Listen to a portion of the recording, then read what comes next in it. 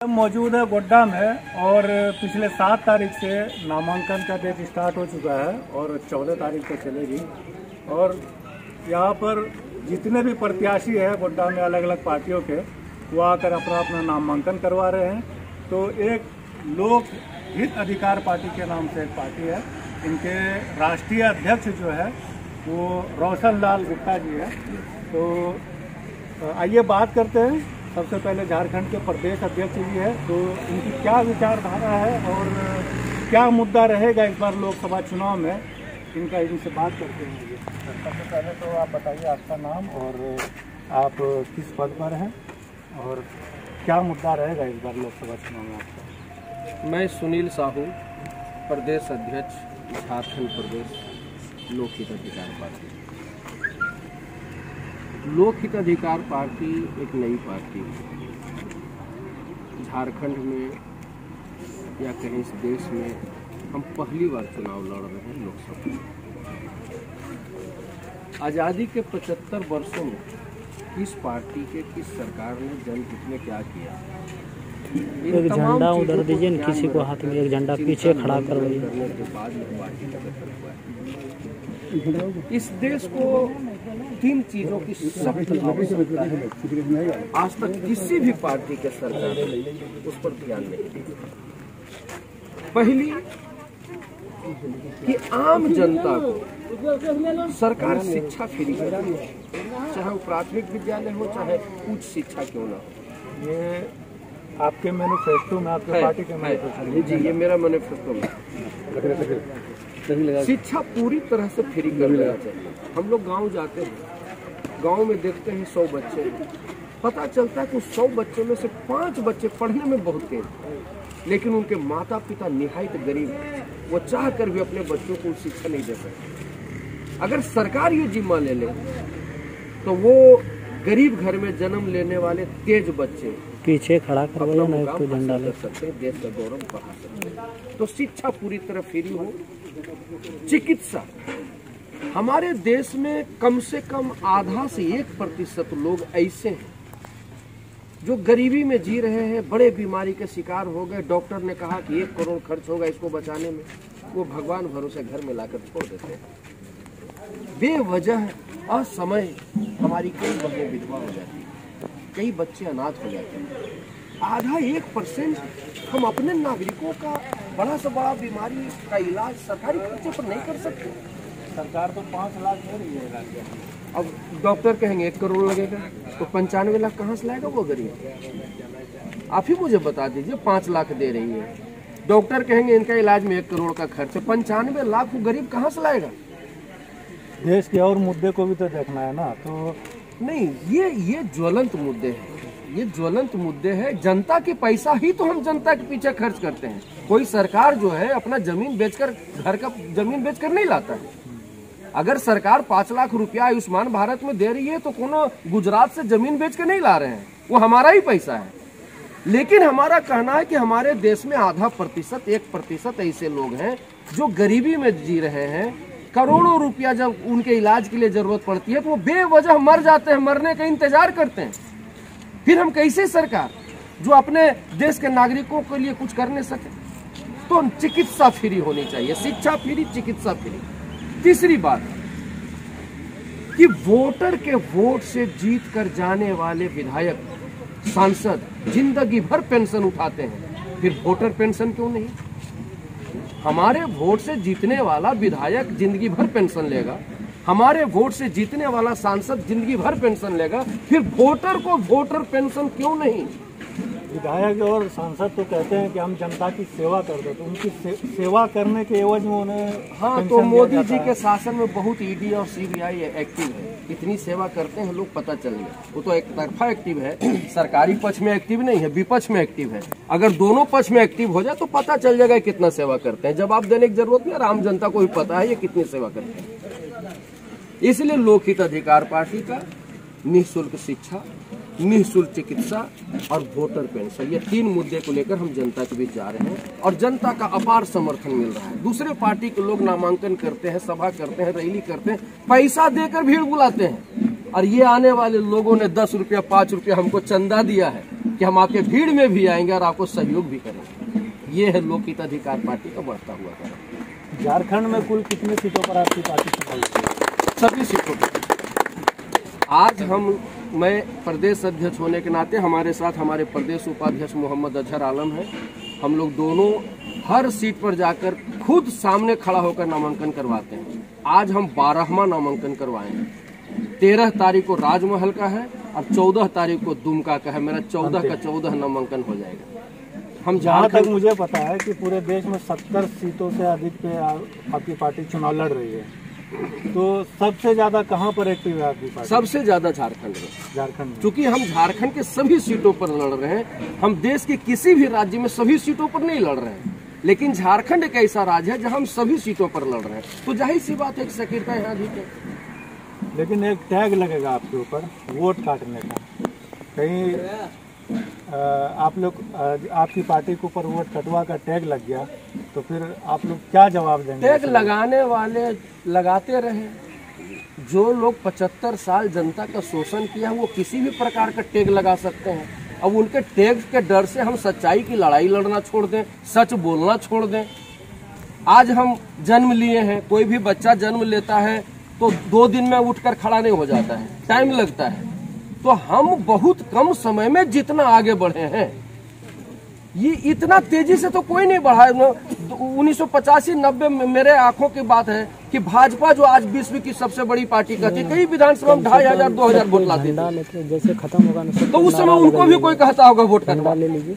तो इन सब बातों का राजनीति में कोई महत्व नहीं होता। कहने वाले एक चीज और, आप वोट मांगने के लिए ग्राउंड पर जाइएगा तो जनता का, पब्लिक का ये कहना होगा, ओपिनियन होगा उनका कि आप चुनाव लड़ रहे हैं। देश में अभी 2 पार्टी है, बड़ी गठबंधन जो है, एक इंडिया एक और एनडीए।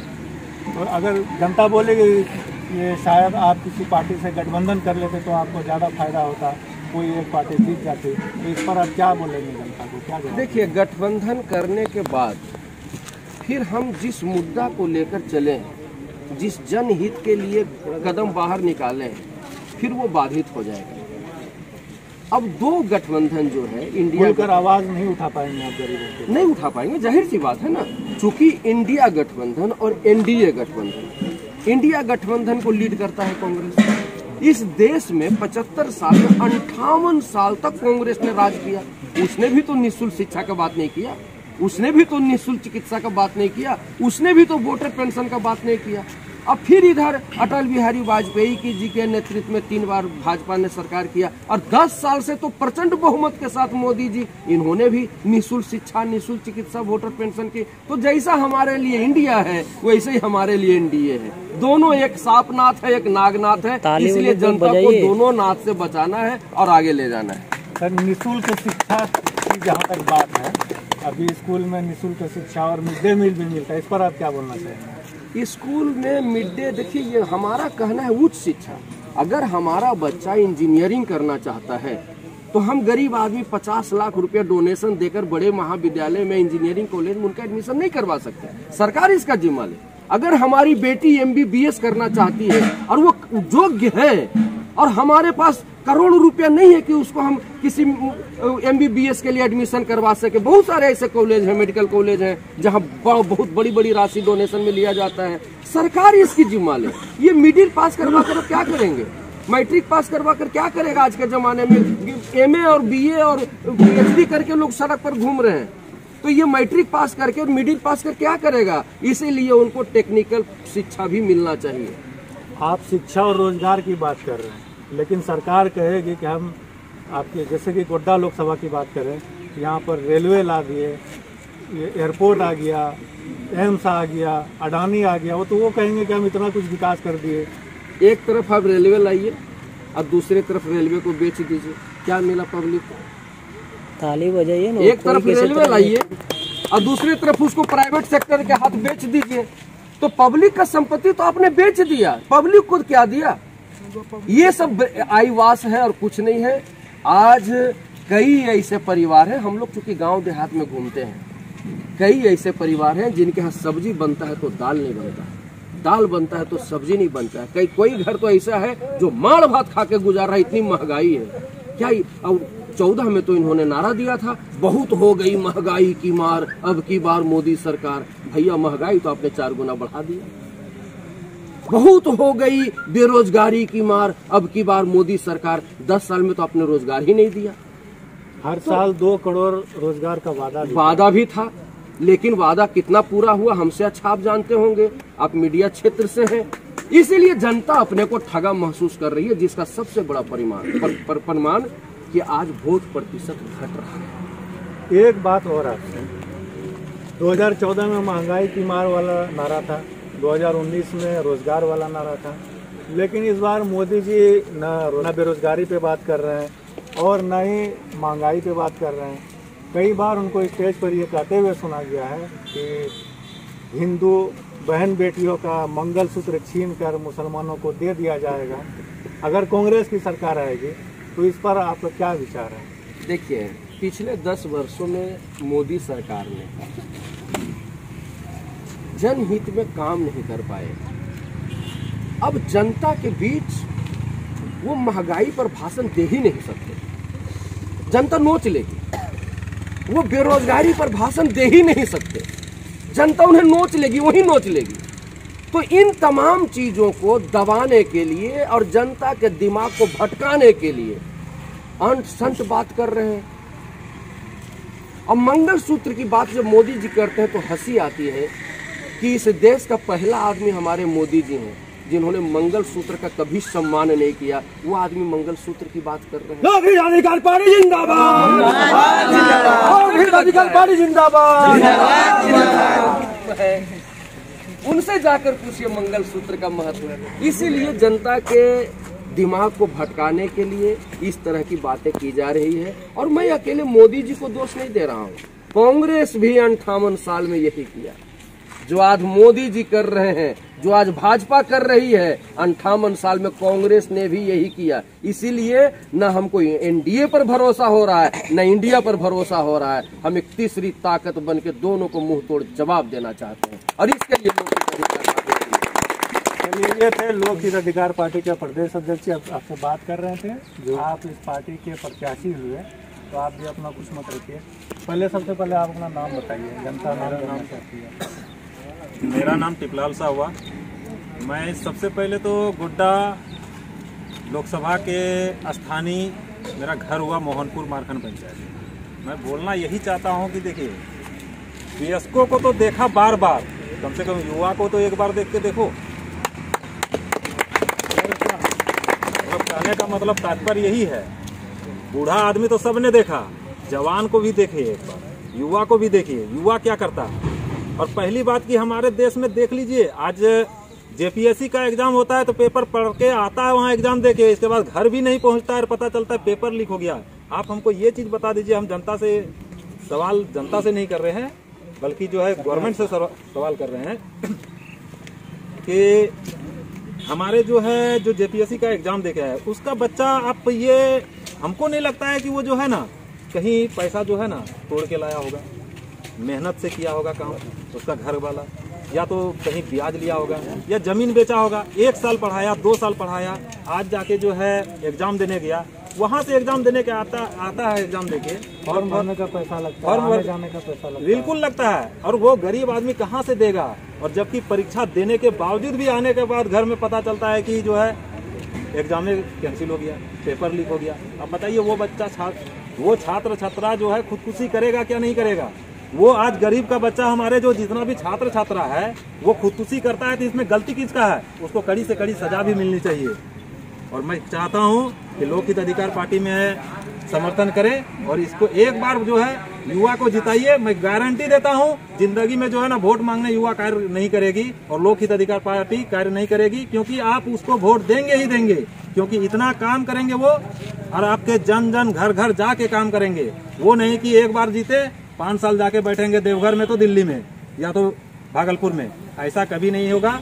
मैं गारंटी देता हूं, अपना वचन देता हूं कि मैं आपके समाज में रह के आपके जो भी हित है, निःशुल्क स्वास्थ्य, निःशुल्क चिकित्सा जो हमारे सर बोले, प्लस में अभी देख लीजिए हमारे गरीब का पैसा, आपके पास क्षेत्रीय मुद्दा क्या है? क्षेत्रीय मुद्दा यही है, देख लीजिए सहारा इंडिया का पैसा, सब गरीब का पैसा डूबा हुआ है।